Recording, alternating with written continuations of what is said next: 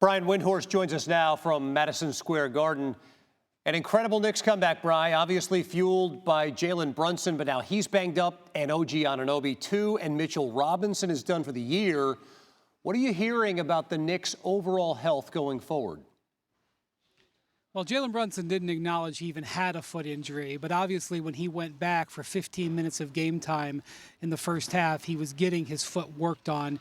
He then needed to try to test it out in the moments when he came out during halftime to feel how that foot went. He didn't show any significant issues with it, but the Knicks did take the ball out of his hands a little bit in that third quarter and run through Josh Hart as he warmed up.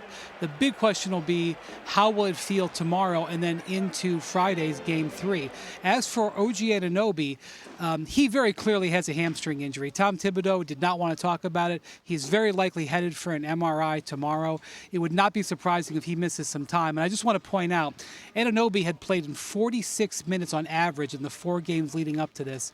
This is the most he's played in a 4-game stretch in his career. He very clearly popped that hamstring on an all-out sprint that he was having in the third quarter off a brilliant actual pass from Brunson. So he was having one of his best games as a Knick, and his scoring in the first half kept them afloat when Brunson went out. So very bittersweet for him, but it's very possible the Knicks will be down another player pending Brunson heading into Game 3. Anunoby was terrific in Game 2. He was very good in Game 1 as well.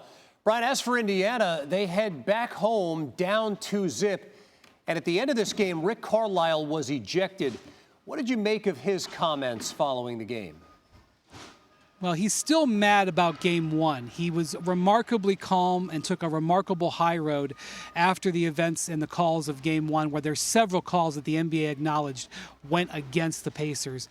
And I think that, everything in the emotion at the end of the game and that double dribble that was overturned got to him. He came into the press conference in the postgame and said that they flagged 29 different plays from Game 1 that they thought were suspect calls, and then they didn't send that to the league because they wanted to take the high road. I would expect they will be sending a big amount of calls from this game, although I felt that this game wasn't nearly as egregious as in Game 1.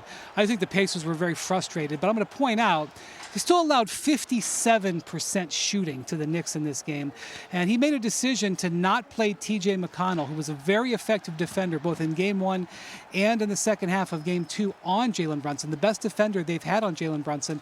He took him out for his normal rest at Game 7.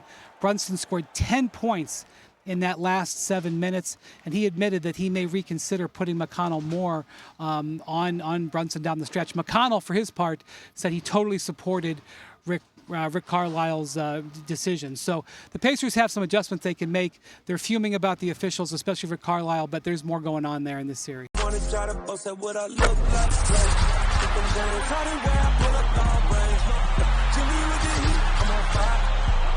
NBA,